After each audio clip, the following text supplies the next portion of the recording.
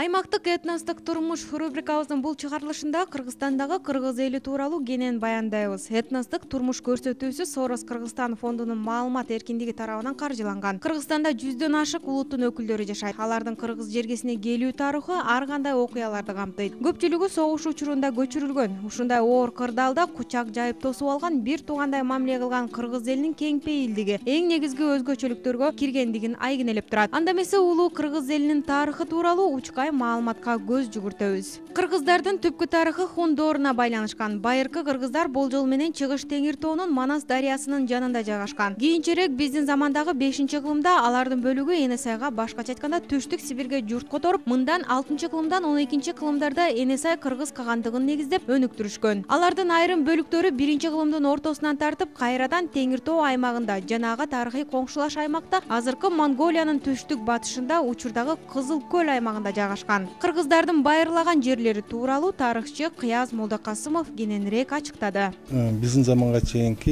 2001-жылдан башталат да. Но ошол мезгилде эле бул жерде ар кайсы элдердин жашаганына дагы биз мындай күбө болобуз. Өзгөчө археологиялык мындай эстеликтерди каза келгенде бул жерде сактардын, усундардын, кийинки түрктөрдүн, монголдордун, кийин калмактардын, ушул көптөгөн элдердин жанагы бейиттеринен ар кандай археологиялык буюмдар чыгат да. Ошон үчүн бул жерде Кыргызстанда бир эле кыргыздар эмес, бул жерде көптөгөн элдер жашап өткөндүгүн бул тарых тасдыктап турат. Ал эми негизги кийинки кылымдарда бул жерде мекендеп, ушул жерде өзүнүн мекени катары сактап, коргоп, ушинтип келген бул кыргыздар болгон. Кыргыздардын тегерегинде башка элдер кийин улам келип отурган. Мисалы үчүн 19-кылымдын аягындагы эл каттоо боюнча бул жерде саналуу эле элдер болгон. Мына 19-кылымдын 50-жылдарына чейин бул жерлерде калмактардан, өзбектерден, уйгурлардын, аны кашкарлык деп койгон, анан кыргыздар, мына ушундай тажиктер, саналуу эле элдер жашаган. Андан кийин мына 19-кылымдын 2-жарымынан баштап Орусия империясынан татарлар көчүп келе баштады. Орустар, украиндар, белорустар жана башка улуттун өкүлдөрү акырындап келе баштады. Негизги жоопкерчилик, негизги мамлекетти курган эл бул кыргыздар. Ошон үчүн кыргыздардын тегерегинде кийинки мына советтик мезгилде бул жерде 80ден ашуун, 100ден ашуун улуттар жашаган учурлар болду. Санжыра боюнча кыргыздар 40 уруудан куралган. Ошондуктан алар 40 уурулуу эл деп аталган. Этнолог жана тилчи Гүлзура Жумакунованын баамында кыргыз сөзү 40 сөзүнөн жана көптүк бирдимдикти туюнтуучу ыс курама мүчө сөзүнөн куралган. Кыргыздардын тарыхы негизинен 3 мезгилге бөлүнөт. Байыркы кыргыздар алгач Теңир тоо, андан соң ага кошумча Түштүк Сибир, Алтай, Ички Азия аймактарында мекендеген. Орто кылымдагы кыргыздарга Энесай кыргыздары, Теңир тоо кыргыздары, Байыркы Азия кыргыздары, Манчжурия, Монголия, Алтайдагы кыргыздар жана Сибир кыргыздары кирет. Кийинки кыргыздарга Теңир тоо же Ала тоодогу кыргыздар, Манчжуриядагы Фүйүй үйөзүндө жана жалпы Манчжуриядагы байырлаган кыргыздар жана башка кыргыз топтору кирет. Кыяз Молдокасымов белгилегендей, элдин маданияты, үрп-адаты, каада-салты алардын эң негизги өзгөчөлүктөрүн түзөт. Ошондуктан кайсы гана доордо болбосун кыргыз эли намыска бекем, сөзгө чебер, тарыхты унутпаган, санжыраны катырган, кол өнөрчүлүк сапаттарга ээ болгондуктан мамлекеттүүлүгүн татыктуу сактап калган. Анын ичинде кыргыздардын турмуш тиричилигине, көчүп конууга абдан ыңгайлуу болгон боз үйү, анын ичиндеги буюм тайымдар бүгүнкү күнгө чейин дүйнө жүзүн таң калтырып келет. Биринчиден бул кыргыздар жоокер эл болгон. Аны танбашыбыз керек. Негизинен жоокерлиги менен ушундай бир бул Кудайдын сүйгөн жери, өзгөчө бир кооз жерин ээлеп калганы бул кыргыздын жоокерлиги десек болот. Кыргыздар мындай принцип менен жашаган. Баатыры миң, башчысы бир деп. Азыр эми анын тескерисинче башчысы миң, баатыры бир болуп атпайбызбы? Баатыр деген бул кыргызда жанакындай өзүнүн убадасына бекем турган, ар намыстуу, эки сөздүү эмес, жоо келсе туруп коркпостон барып, алардын сазайын берген, өзгөчө бир баатырлык касиеттерге ээ болгон да. Ал эми башчысы болсо ошол миңдей баатырлардын баарын башын кошуп турган, акылман, таанышман, таза, эл үчүн мындай бир таза кызмат кылган, өзгөчө бир тарыхый жараянда өзгөчө орунду ээлеген өзгөчө эл болгон, өзгөчө инсан болгон. Мен мына даанышмандардын же тарыхый инсандардын көпчүлүгүнүн мындай тарыхын изилдеп жүрөм. Ошолордун сапатын бир карасам бүт баардыгы эле ошондой да.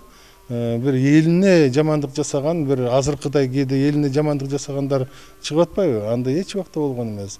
Анан дагы кыргыздын ушунчалык бир сакталып калышына, аз эл болсо дагы ушундай бир жерди сактап, мамлекеттүүлүккө ээ болушуна кыргыздын бул ички дүйнөсү, жан дүйнөсү, маданияты өтө бийик эл болгон.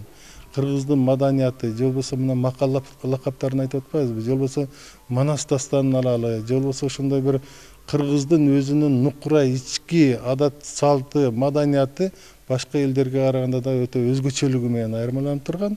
Мына булардын баардыгы кыргыз элинин баягы сакталып калышына түздөн түз түрткү болгон. Эгерде биз кыргыздыгыбызды жоготуп койсок, маданиятыбызга көп маани бербесек, маданият аркылуу, руханий дүйнө аркылуу биз өзүбүздүн ишеничибизди бекемдебесек, анда биз эртең тарыхыбызды жоготуп коебуз. Бул мамлекетти сактап турган, мамлекетти андан ары өнүктүрүп турган, мамлекеттеги ошол жашаган улутту пассионаризм деп коет, улам-булам өнүктүрүп алдыга умтултуп турган бул маданият, руханий байлык. Мына ошолор менен ар дайым кыргыздар жана күч алып турган, улам-булам баягы кырылган сайын кайра күч алып, душмандарына каршы беттешип, өзүнүн мекенин, жерин ушундай коргоп келген. Мына ошондой сапаттан бүгүнкү күндө кыргыздар эмнегедир кичине оолактап атабыз. Кыргыздын ошондой сапаттары эмнегедир азайып бара жатат. Кыргыздын чыныгы даанышман карыялары кыргызды түз жолго багыштап, өзүнүн түз кеңештерин эл башчысына дагы түз айтып келген.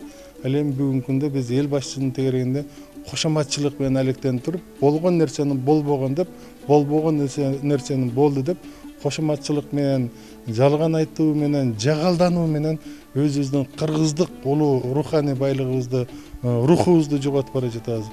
Мына ушулардын баардыгы кыргызды сактап, ушул жерде жашап калганыбызга, ушундай мамлекеттүүлүккө ээ болгонубузга ушундай бир улуу сапаттар, өзгөчө бир орунду ээлеген да тарыхта. Кыргыздардын улуттук кийимдеринде, буюмдарында ар түрдүү оймолор тартылган. Аны бүгүнкү күндө заманбап стилде дагы колдонуп келебиз. Оймо чиймелерди тартууда дагы өтө кылдат мамиле кылуу зарыл. Анткени ар бир оймо өзүнчө бир маанини билдирет. Ошондуктан учурда бул тармакта иштеген адистер тарыхты билген адамдардан маалымат алып тартканы оң.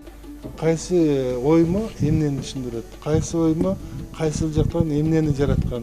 Мына ушул оймо аркылуу, мисалы үчүн биз мына жакын Иркутскке барсак, ушул тиги ал жердеги айрым бир улуттар дагы, элдер дагы мына биздин ушул саймабызды өзүнүн баягы эмесинде пайдаланып жүрүшөт да. Бул чыныгы баягы кыргыздарга тиешелүү мына Кошкор башы. Муну көрсөм, неме Манас айтып аткан Манастын элестете берем да.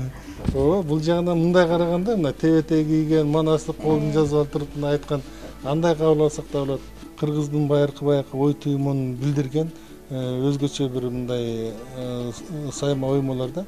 Кыргыздын мына түндүккө, түштүккө, чыгышка, батышка каратып туруп бириктирген мына Кошкор башы өзүнчө бир. Шаар сыртында атайын кыргыздардын тарыхын чагылдырган Супара комплексинде боз үйдөн тартып, анын ичиндеги жасалгалар, буюм, тайымдар жана тамак ашты даярдоо окмаларынан бери көрсөтүлгөн жайы бар. Чыгармачыл топ имаратты аралап жүрүп, көптөгөн кызыктуу нерселерге күбө болдук.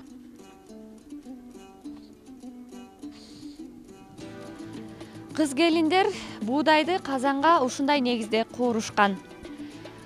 Кыргыз эли көчмөн турмушта жашагандыктан боз үйдүн ичинде ар дайым мырзаларга жана айымдарга тиешелүү өздөрүнүн жабдыктары болгон. Мисалга алсак, кыз келиндердин эң негизги жабдыгынын бири бул чанач. Чаначка кымыздарды жасап, ошондой эле мырзаларга тиешелүү ар кандай буюмдары өзүнчө боз үйдүн тиешелүү жеринде илинип турган. Кыргыз эли байыртадан ат жабдыктарын ногундай ээр токундар менен жасап келсе, ал эми заман алмашкан сайын жаңыланып, улам ээр токундагы алмашып бара жаткан кездери. Азыркы учурда мынакей мынтип жаңы ээр токунга жетип бара жаткан учуру. Мынакей байыртадан ушинтип кыргыз элибиз, ата бабаларыбыз ушул жаргылчак менен буудайын унга айлантып, нан жасап, токош жасап келишкен. Кыргыз эли азыркыдай казан аяк колдон элек кезинде тамак ашты кантип бышырган деген суроолор туулат. Бул суроого жоопту оңой эле таптык. Аталган этнокомплексте тамак аш бышырган таш мангалга күбө болдук. Бул тууралуу этнокомплекстин конок менеджери Алина Абдраимова айтып берди. Бышкан убакыты 1,5 саат. 1,5 сааттын ичинде бышат. Тамакты койгонго чейин бул жакта биринчи ысытат деп эң ысытат. 1 сааттай, 1,5 саат, 45 мүнөттөй болот да. Негизи деген бул ысыганда 500-300 градуска чейин ысыкты эметет да, анан кийин ошондон кийин уже бышырса болот. Бул деген негизи бул таштын аты сланец. Буну деген самырдан алып келген, муну чисто экологический продукт деп айтып коет да. Кыргыз эли өзүнүн өткөндөгүсү менен сыймыктанууга толук укуктуу. Орто Азиянын эң байыркы урууларынын бири катарында ал маданият менен искусствонун көптөгөн шедеврлерин калтырган. Кыргыздын каада салттары, макал лакаптары, санжырасы, ууз чеберчилиги, устачылыгы деги койчу күнүмдүк иш аракеттеринин баары чоң философияны камтыйт. Глобалдашуу адамзаттын бир арага алып келген күндө дагы улуттук өзгөчөлүктөр кыргыздын улуулугун, сулуулугун ар дайым даңазалап турат. Кыргыз этноними 2200 жылдан бери белгилүү. Ал арада кыргыздын баатырлары, улуу тарыхый инсандар мекенди бекем коргоп, урпактарына бекем өткөрүп берди. Ал эми учурдагы Кыргызстанды келечек муунга өткөрүү ар бир жарандын өз колунда.